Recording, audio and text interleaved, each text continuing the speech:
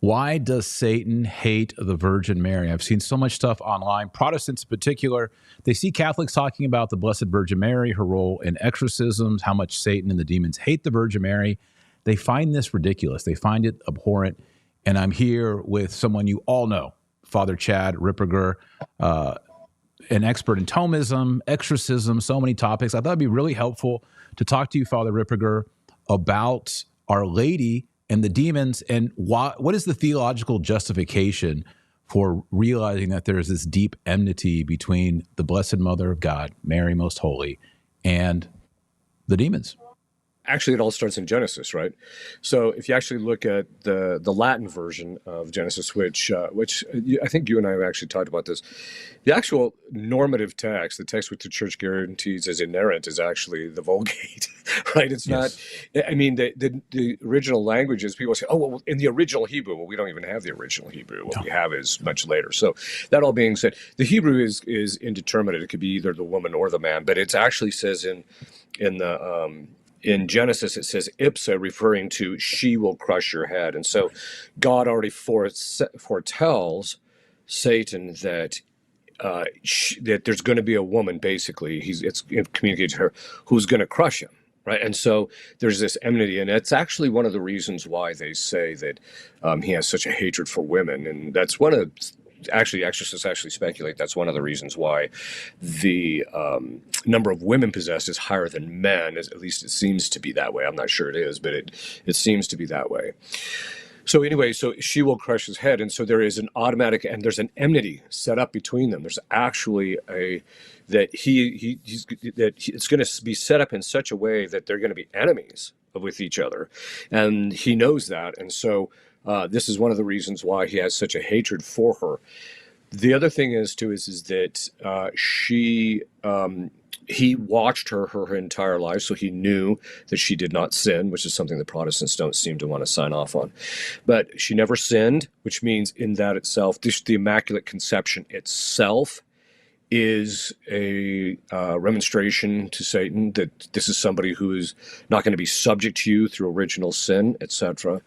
And so so there's this kind of that the beginning part of it is the Immaculate Conception, and then she remains sinless, and then of course she stands at the foot of the cross and defeats him in that respect as well. And then subsequent to that, as Queen of Heaven and Earth, she basically gets to rule. And in St. Thomas talks about it in theology, we have what's called prelation, which basically means power, authority that people have based on your hierarchy or your rank in the hierarchy. And so he says that any angel in heaven or any saint in heaven actually has prelation in relationship to the demons. But in relationship to Our Lady, her coercive power, God is much more inclined and wants her to actually be more involved, which we can talk about that in the context of exorcism. He wants her to be actually much more involved, and so you tend to see that in relationship to him, she is far more powerful, and that's one of the reasons why there's this hatred.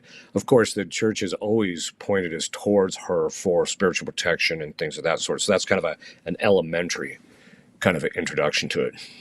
So the Protestants kind of bounce right back and say, well, Father, don't you know Jesus conquered Satan? You know, Jesus died on the cross. Jesus rose from the dead. Yeah. Jesus harrowed hell. Why are you giving these prerogatives to the Virgin Mary? Well, it's actually true that he did do that, and that in fact, all of the prerogatives that she does have come mediating that, right? I mean, it's actually through Christ's passion that these things are actually applied to her. So that's one of the beauties of Blessed Duns Scotus, or is he a saint now, I guess? But he's still a blessed. I think he's a blessed. Yeah. Still a blessed, yeah. But that basically he said, well, and actually this was actually even true of the people in the Old Testament. The sanctification in the Old Testament didn't actually come through their rituals. It came through performing the rituals in obedience to and in faith in the upcoming Messiah. And then Christ's passion, retroactively, the graces are applied backwards. And so it's the same thing that happened with Our Lady, that's why she was conceived immaculately in the beginning, is because it's applied retroactively.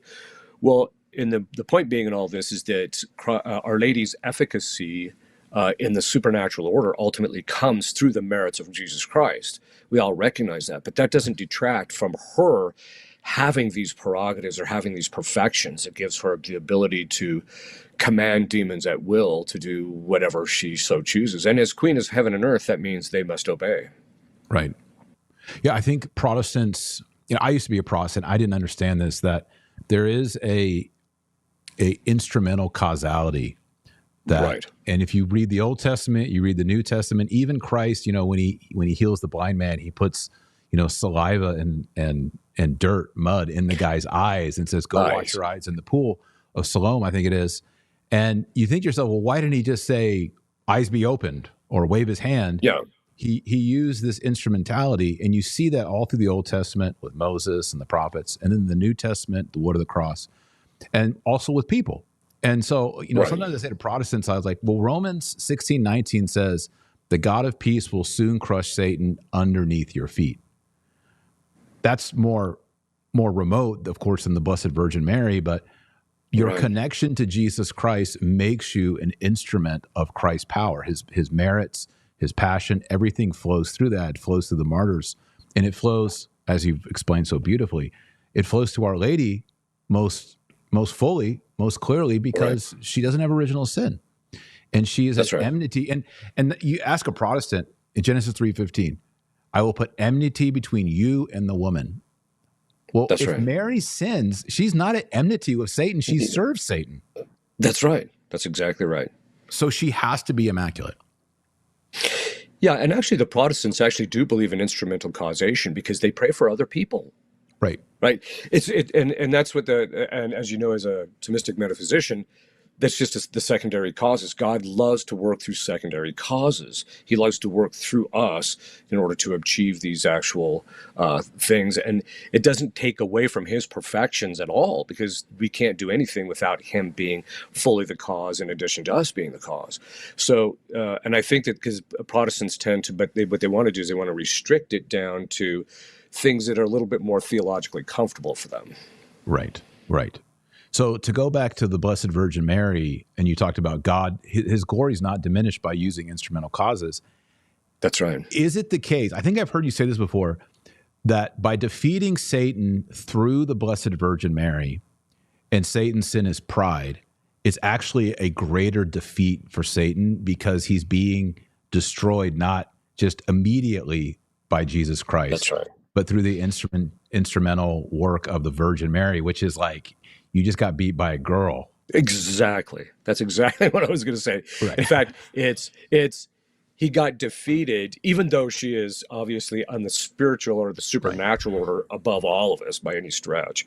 But nevertheless, she, in the order of intelligent creatures, she's in the category of the lowest. And so, right. And that's the reason why it's considered so humiliating to him.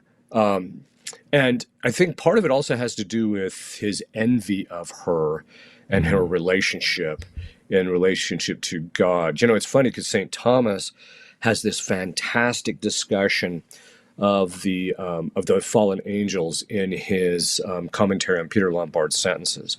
The stuff you see in the Summa really is a Summa. It's a contracted kind of a discussion of it.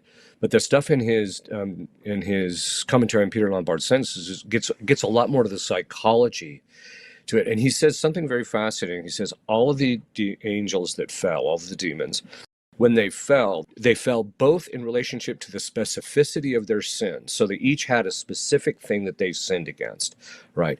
But then he said, but then they also all conspired in one thing. Okay. Now, historically, that one thing that they conspired in, there are basically, if you read St. Louis Marie de Montfort, which I think kind of gives the best summation of it, is that it's a rejection of Christ in his humanity, but under the aspect of Our Lady. That was the one thing that they conspired in, is the rejection of Our Lady. And it's interesting because as an exorcist, there have been times when I've had various demons on the rope, especially the guys at the top of the heap. They tend to admit that that conspiring was a hatred and a signing off on the sin that Lucifer, because St. Louis Marie de Montfort says that Lucifer's sin was principally against Our Lady. It's against Christ, but under the aspect of Our Lady more primarily than, say, some of the other angels.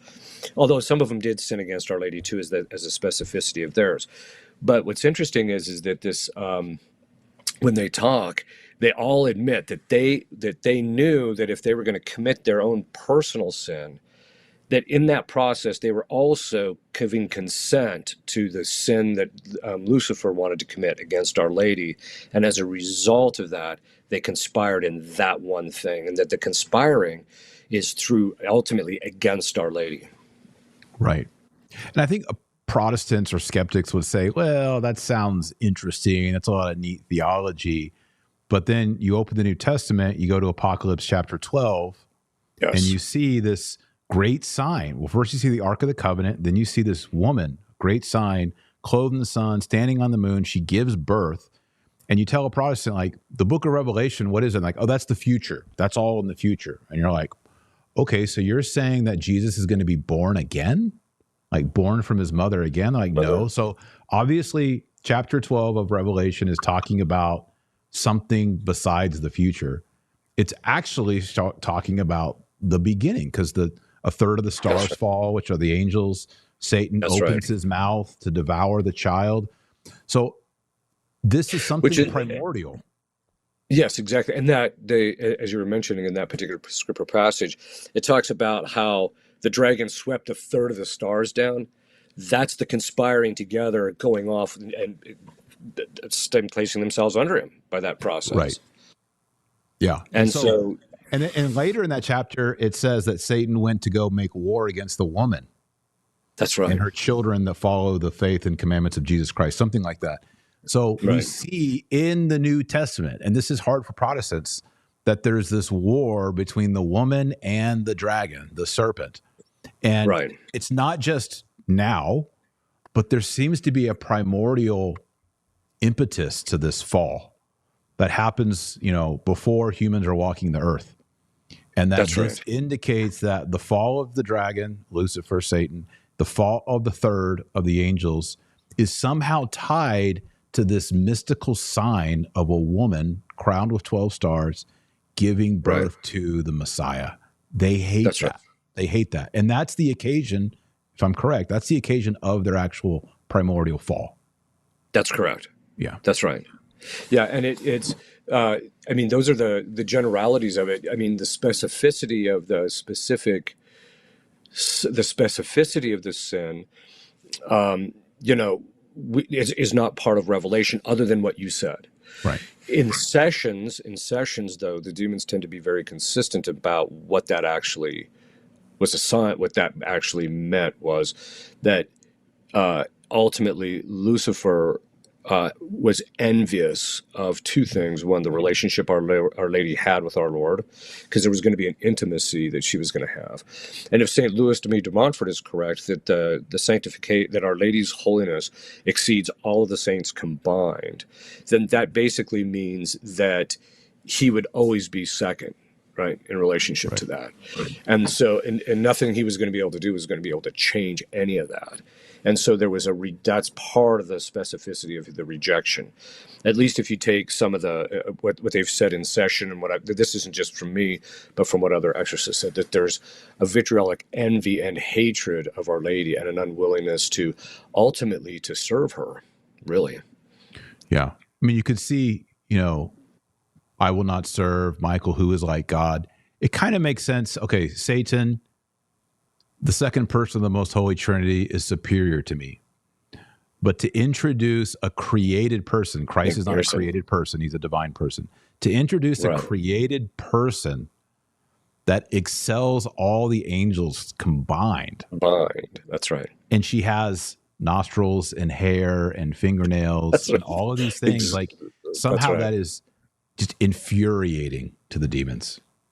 Yes. Yeah. And what really gets him is he wanted that intimate relationship. He wanted what Our Lady had on the spiritual level, her spiritual perfections, her beauty, etc.